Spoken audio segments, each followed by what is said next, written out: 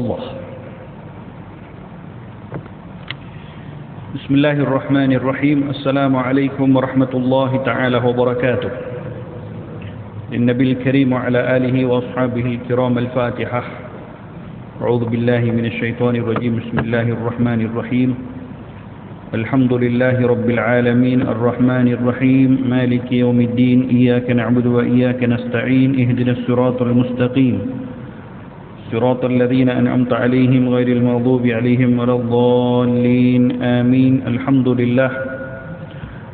لله رب العالمين والصلاة والسلام على أشرف الأنبياء والمرسلين سيدنا محمد وعلى آله وصحبه أجمعين.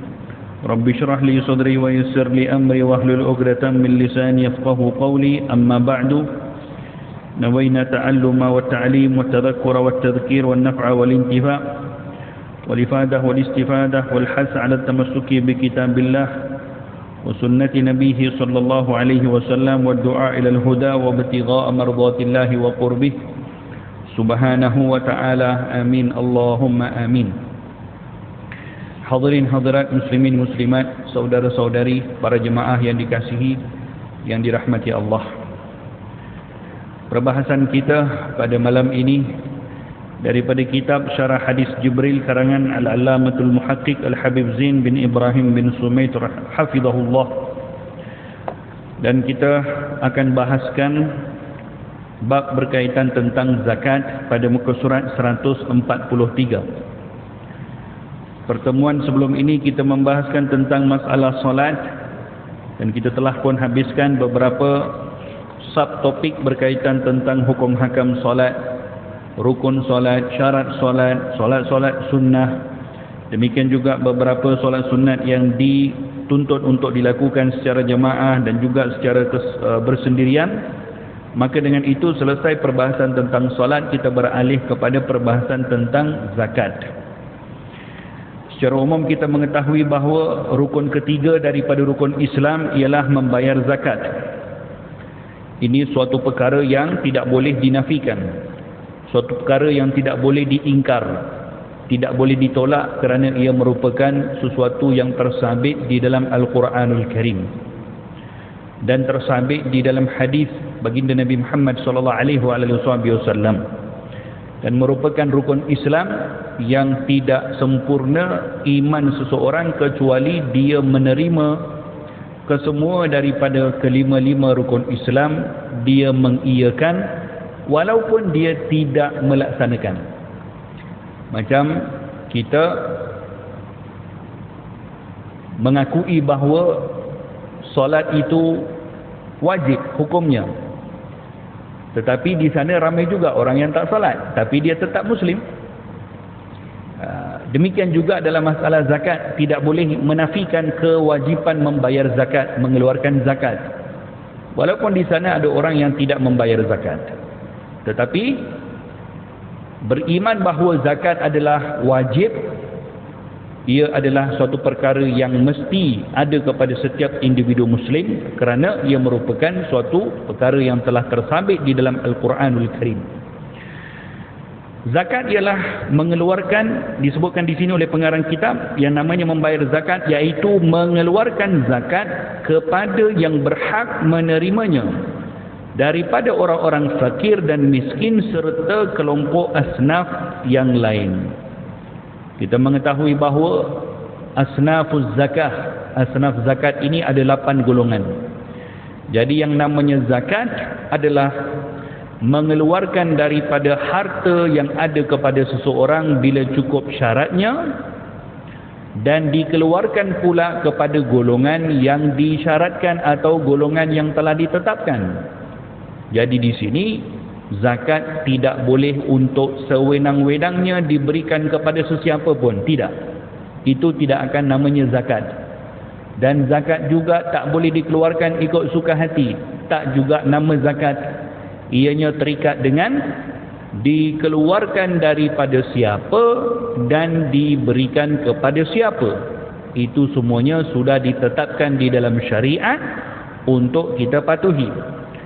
Allah Subhanahu wa taala menyebutkan zakat bersama-sama dengan salat di dalam Al-Quran lebih daripada satu tempat. Banyak tempat dalam Al-Quran digandingkan antara suruhan untuk mendirikan solat dan menunaikan zakat.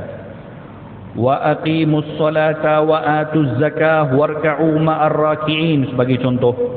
Dalam suratul Baqarah Allah berfirman, dirikanlah solat dan tunaikanlah zakat dan rukuklah bersama dengan orang-orang yang solat. Jadi solat dengan zakat ini biasanya akan disertakan. Banyak ayat Al-Quran ketika menyebutkan tentang zakat akan diawali dengan solat. Kenapa demikian? Ini kerana barang siapa yang menunaikan solat tetapi tidak mengeluarkan zakat, maka tidak akan diterima solatnya itu. Wa aqimus solata wa atuz zakah. Ini salah satu ayat. Demikian ada banyak ayat dalam Quran sentiasa akan digandingkan antara mendirikan solat dan menunaikan zakat. Antara hikmahnya kenapa? Kerana dikatakan di sini bahawa diterima atau tidak solatnya seseorang akan bergantung kepada zakatnya juga. Maksudnya kalau satu orang solat 5 waktu tapi dia tidak menunaikan zakat, kalau dia adalah orang yang wajib mengeluarkan zakat, maka terima atau tidak solatnya itu akan terganggu. Ini hikmah yang pertama. Kenapa dalam Al-Quranul Karim seringkali digandingkan antara solat dan zakat. Hikmah yang kedua, kenapa solat dan juga zakat disertakan, nak bagi tahu kita di sini bahawa betapa pentingnya solat sehingga menjadi asas kepada rukun Islam atau menjadi ibadah rukun Islam pertama yang akan mencorakkan, mencerminkan seseorang Muslim. Demikian juga zakat menjadi identiti dan cermin kepada seorang Muslim. Baginda Rasulullah SAW bersabda mengatakan, beza antara seorang mukmin dan seorang kafir adalah pada solat mereka.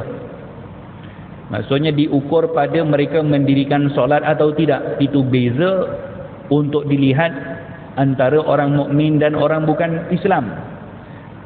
Bukan pada namanya, bukan pada pakaiannya, bukan kepada perilakunya, bukan kepada percakapannya, tidak.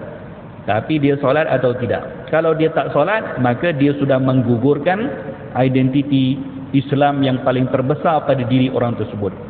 Yang kedua, identiti dia apa? Bayar zakat atau tidak. Makanya betapa pentingnya menunaikan zakat sehingga ia sentiasa digandingkan dengan perintah untuk solat. Jadi di dalam peristiwa Isra Mi'raj, baginda Nabi Muhammad SAW diperlihatkan oleh Allah Subhanahu wa taala akan azab yang ditimpakan kepada umat dalam beberapa maksiat yang dilakukan. Dan daripada banyak-banyak kesalahan dan maksiat yang dilakukan oleh umat ini, pada peristiwa Isra Mi'raj Allah Ta'ala tunjukkan beberapa hukuman sahaja. Tak semua maksiat pun, tak semua kesalahan yang dilakukan oleh umat ini ditunjukkan oleh Allah di dalam peristiwa Isra Mi'raj. Hanya beberapa sahaja. Contohnya orang yang tidak membayar zakat. Contohnya pelaku zina. Contohnya orang yang suka untuk melontarkan kata-kata fitnah.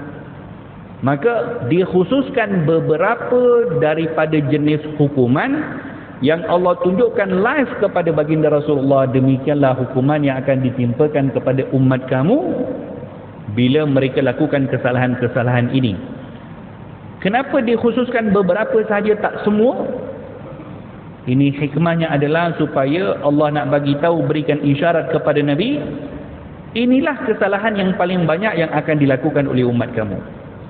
Daripada banyak-banyak kesalahan, banyak-banyak dosa, dosa kecil, dosa besar, tapi yang paling banyak yang akan dilakukan oleh umat kamu ya Muhammad Rasulullah adalah dosa yang kamu lihat siksaan-siksaannya pada malam Isra Mi'raj, yang banyak orang lalaikan, yang banyak orang melakukannya maksiat tersebut.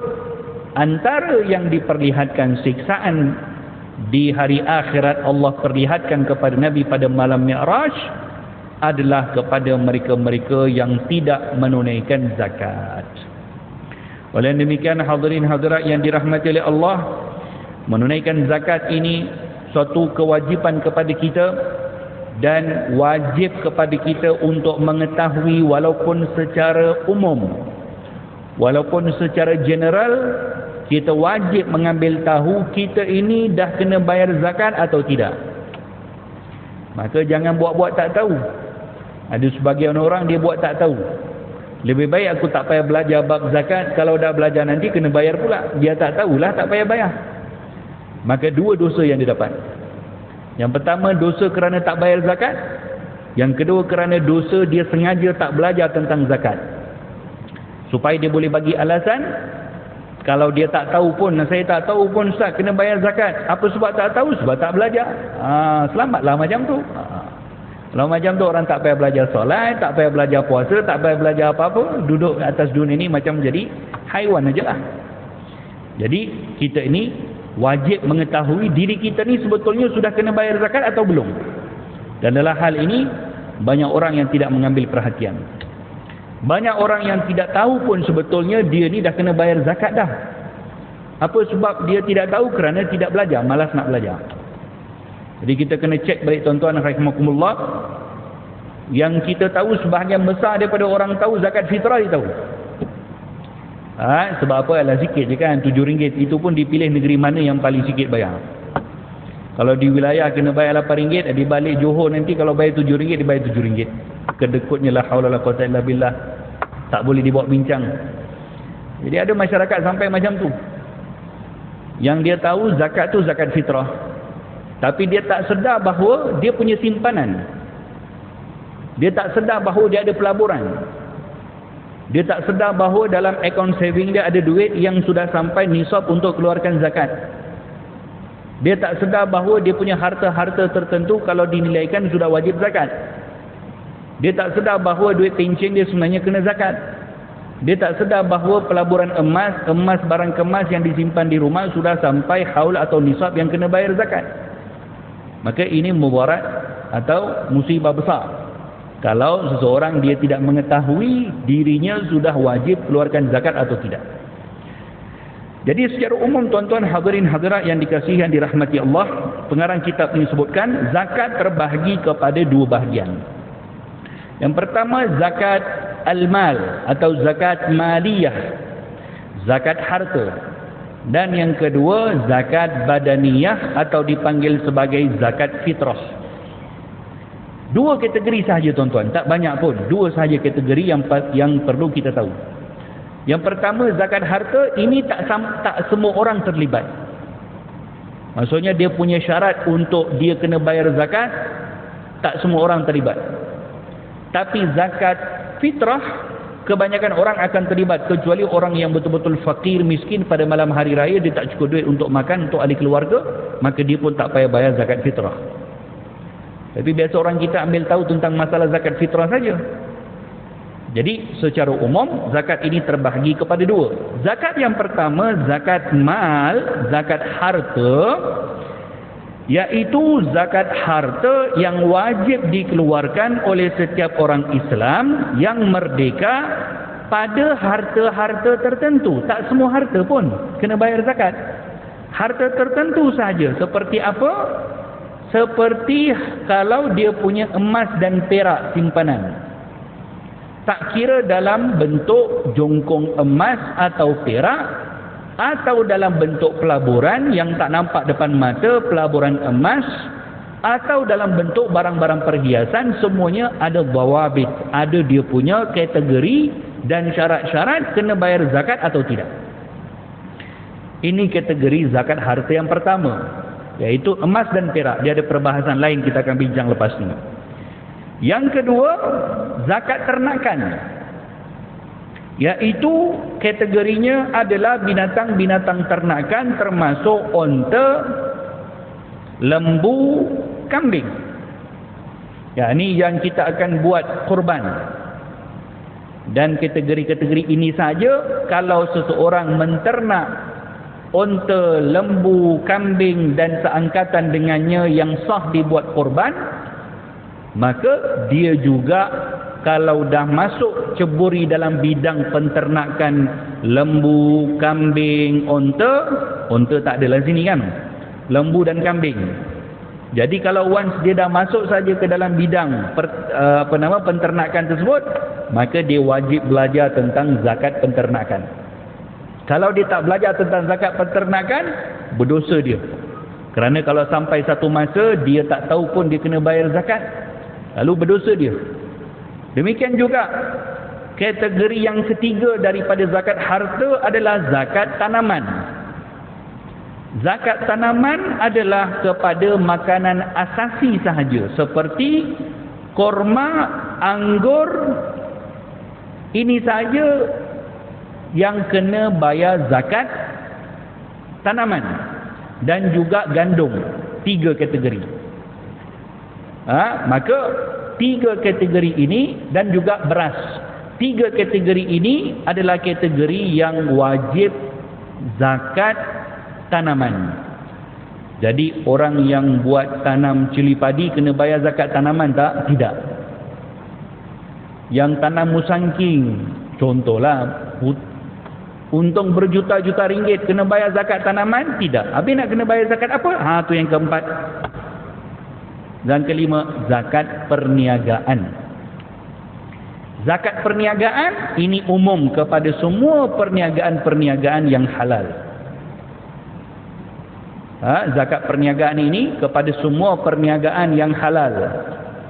Kalau perniagaannya adalah perniagaan yang syubhah. Syubhah ni apa dia tuan-tuan? Dia bercampur antara halal dan haram. Dia pun tak tahu aku ni buat perniaga ni haram ke halal ni. Atau perniagaannya memang jelas perniagaan yang haram, maka tidak ada zakat pada perniagaan yang haram. Tidak ada zakat pada perniagaan yang haram. Bahkan kalau dia bayar zakat, berdosa dia. Satu orang yang buat bisnes haram, lepas tu dapat untung, saya bayar zakat lah. Bayar zakat tu 2 kali ganda dosa dia dapat. Kerana apa? Kerana dia berbuat ibadah dengan sesuatu yang haram. Macam satu orang duit banyak, tapi duitnya duit haram. Dia nak bangunkan masjid.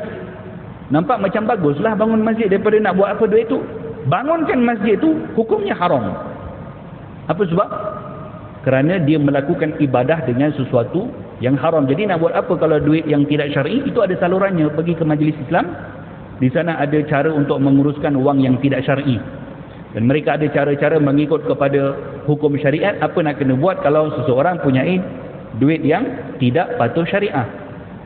Jadi tak boleh untuk bayar zakat daripada perniagaan yang haram.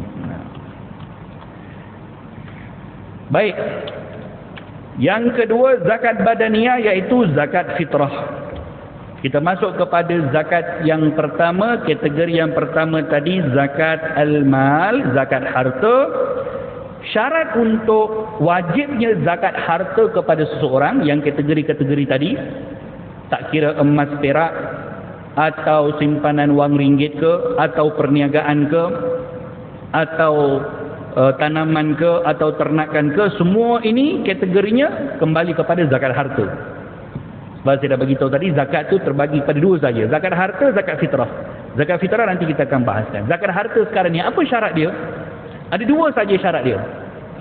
Dan 2 syarat ni akan ada kiraan-kiraan tertentu mengikut kepada jenis zakat tadi. Secara umum, kesemua zakat harta tadi memerlukan 2 syarat ini. Apa dia? Yang pertama, cukup nisab pada semua jenis zakat. Tadi kita dah bincangkan, ada zakat emas perak, ada zakat ternakan, ada zakat tanaman, ada zakat simpanan, ada zakat perniagaan. Jadi semua jenis-jenis zakat ni dia punya nisab yang tertentu. Nisab ni apa maksud nisab? Kiraan kadar tertentu kepada setiap zakat. Jadi dia bukan simply semua 2.5%, tak semua 2.5%. Kalau zakat ternakan, dia bukan ikut kira 2.5%. Dia ikut kira, kalau 40 ekor kambing, dia kena bayar seekor kambing zakat. Macam tu, dia tak lagi kira 2.5. Macam tu juga zakat tanaman. Kalau zakat tanaman dia sampai kepada berapa beratnya sekian-sekian, maka dia kena zakat ikut berat tu. Dia bukan 2.5% untuk general kepada semua, tidak. Jadi nisab, kiraan kadar zakat kepada setiap kategori zakat ini berbeza-beza. Jadi secara umum, yang namanya zakat harta, dia perlu cukup nisab, cukup kadar zakat yang telah ditentukan kepada setiap jenis zakat. Syarat yang kedua untuk zakat harta apa dia? Cukup haul.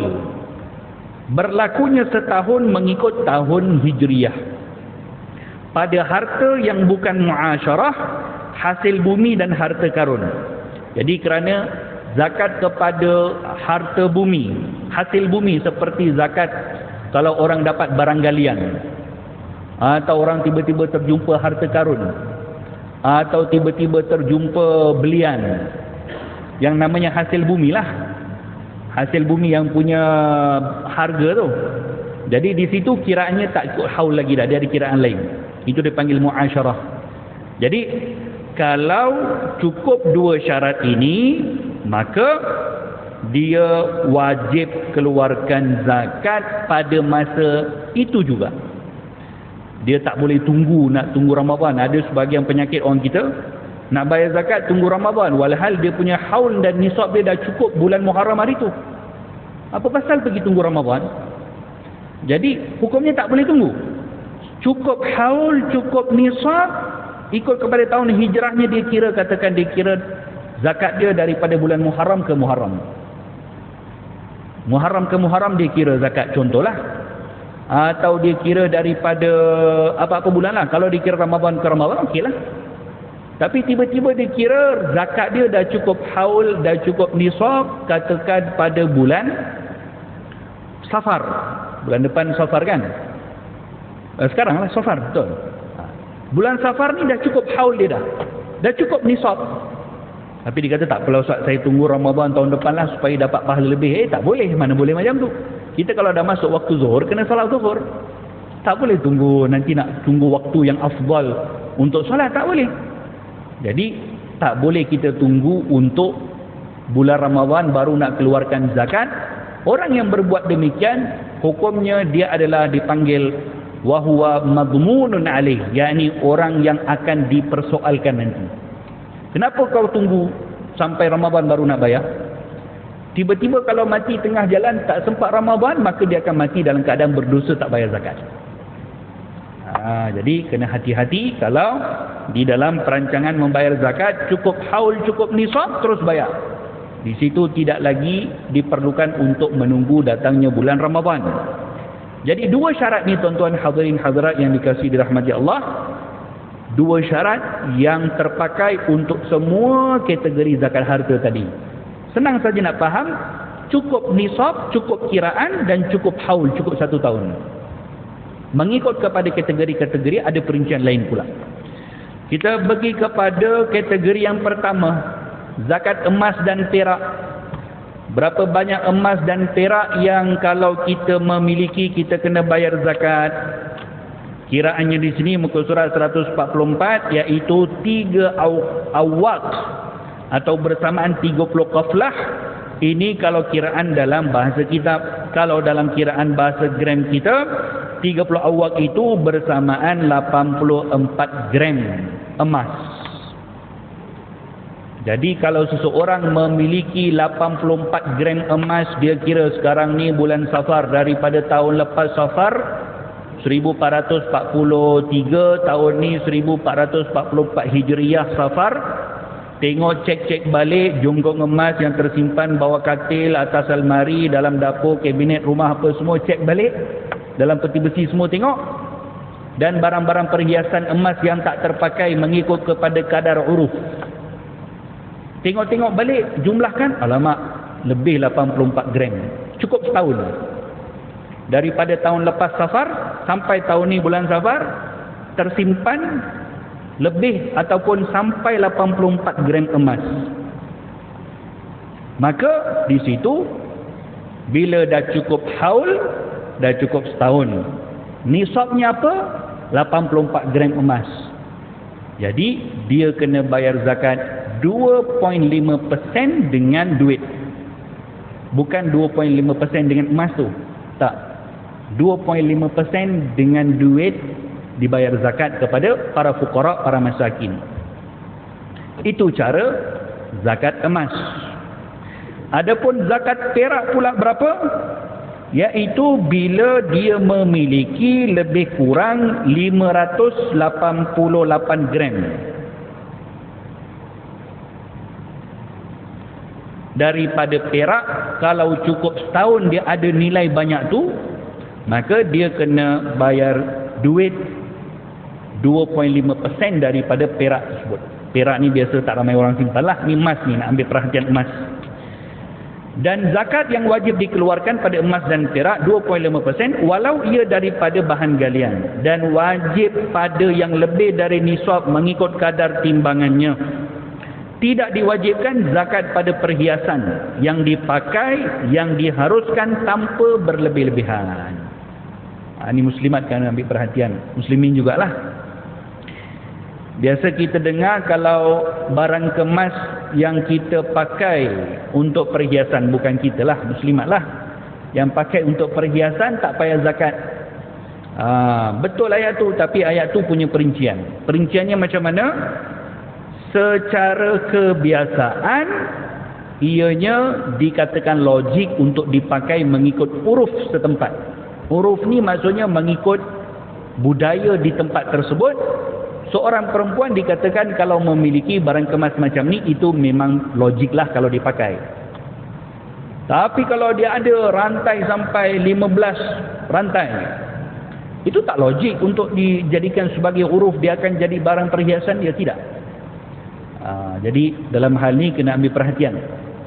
Kalaupun kita punyai barang kemas yang bukan jongkong emas, tapi barang kemas yang banyak di rumah yang kira-kira mengikut kepada adat di tempat kita, kalau pakai semua tu dikira berlebihan.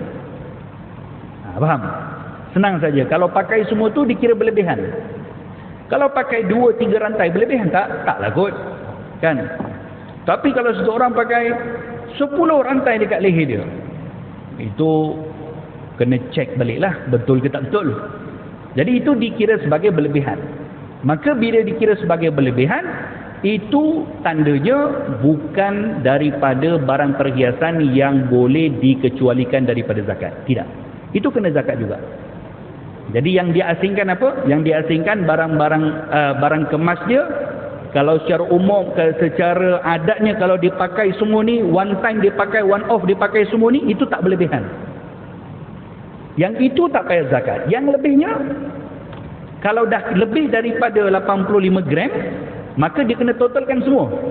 Termasuk barang perhiasan yang dikira tadi, yang secara logik dia boleh pakai. Dia kena totalkan balik berat semua, lalu dibayar 2.5% daripada barang kemas perhiasan tadi. Dia faham tu ya? Ini zakat emas. Seterusnya, zakat kategori yang kedua.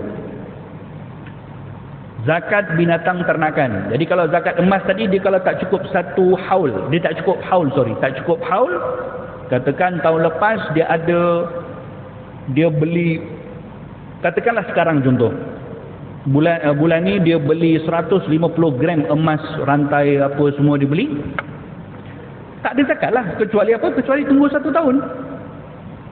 Dia syaratnya kena tunggu 1 tahun, bukan one off dia beli tu terus kena bayar zakat. Macam baru-baru ni pengeluaran KWSP 10K 10K one off keluar tu, ada zakat tak? Belum zakat lagi. Belum. Satu orang dapat 10,000 cash, that time dia wajib keluarkan zakat tak? Apa sebab? Sebab tak cukup syarat. Syaratnya apa? Syaratnya tunggu setahun. Cukup haul. Kalau wang ringgit dia punya kiraannya, dia akan kiraan ikut kiaskan emas. Wang ringgit, simpanan wang ringgit kita, kiraan zakatnya ikut nilai emas. 80 gram emas, 1 gram berapa hadiah sekarang? 230. 240. Tak kira lah berapa. Jadi wang ringgit punya zakat nak kira macam mana? Sama juga kedua-dua syarat tu. Cukup nisab, cukup haul. Nisabnya nak kira macam mana? Kita punya wang ringgit yang ada dalam simpanan kita, dalam bentuk cash, dalam bentuk simpanan saving account, dalam bentuk sesuatu yang kita dah pelaburan tapi belum dapat pulangan, atau termasuk juga yang kita berikan pinjam kepada orang. Itu pun termasuk dalam nilai yang wajib kita zakatkan. Contoh kita kira-kira semua duit kita, katakanlah ada 100,000 contoh. 100,000 tu dia kena tengok lagi ada tak duit yang dia bagi pinjam kepada orang yang kira-kira duit tu nanti akan dipulangkan balik, ada chance untuk orang tu pulang. Dia bagi pinjam 50,000 dekat satu orang dengan cara orang tu akan bayar sikit-sikit contoh. Itu pun dikira dalam 100,000 yang dia miliki tu, kerana duit tu dia akan dapat balik. Jadi dikira total tu cukup 1 tahun. Tengok dalam kiraan dia kira daripada bulan Safar tahun ni sampai Safar tahun depan. Cukup Safar tahun depan, dia kira semua cash dia ada berapa, saving dia, bukan cash, sorry, duit ringgit dia tu semuanya kira katakan ada 150,000.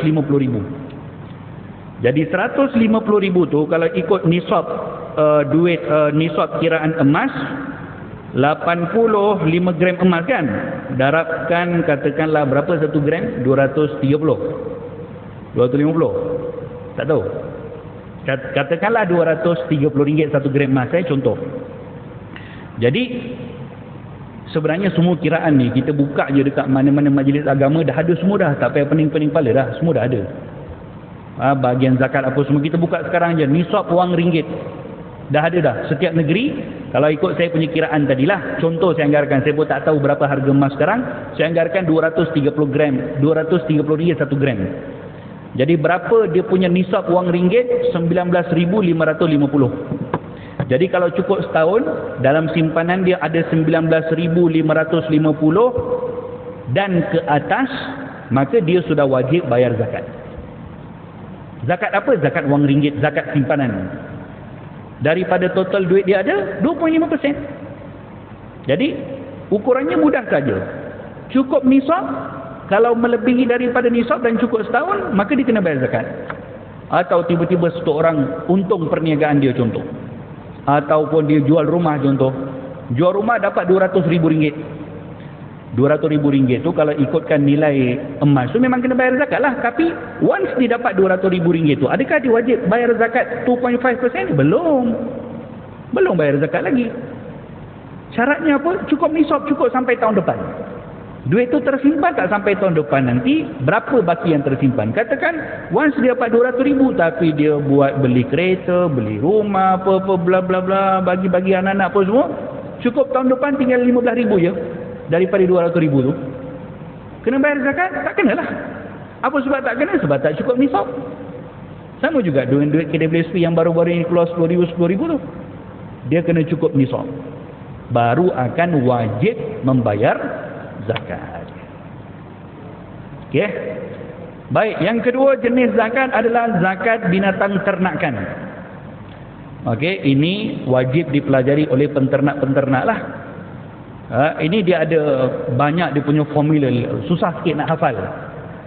Dan susah sikit sebab apa? Dia akan ikut, kalau dia ada kategori unta macam mana? Kalau dia ada 5 ekor unta, maka zakatnya dikeluarkan seekor kambing biri-biri betina yang sudah berusia 2 tahun. Kalau dia ada 5 ekor unta, dia bukan kena keluarkan seekor unta, tak. Dia ada ternak 5 ekor unta, dia kena zakat 1 ekor kambing. Itu zakat unta. Kalau dia ada 10 ekor unta, 2 ekor kambing biri-biri. Kalau 15 unta, 3 ekor kambing. 20 ekor unta, 4 ekor kambing. Sampailah dia memiliki 25 ekor unta. Kalau orang yang menternak unta, kalau dia ada 25 ekor unta, baru dia kena keluarkan seekor unta untuk zakat. Sebelumnya tu semua kira kambing. Itu kalau unta.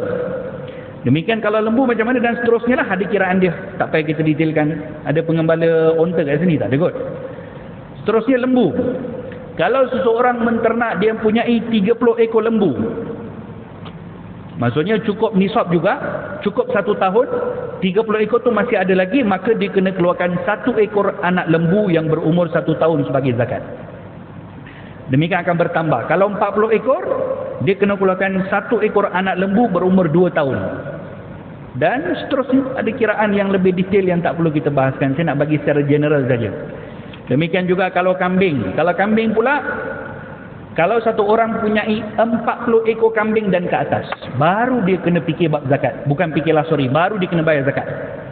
Kalau dia menternak kambing 10 ekor, 20 ekor, 30 ekor, 39 ekor, belum zakat lagi. Zakat ternakan belum, tapi zakat perniagaan mungkin. Zakat perniagaan mungkin, tapi zakat ternakan belum.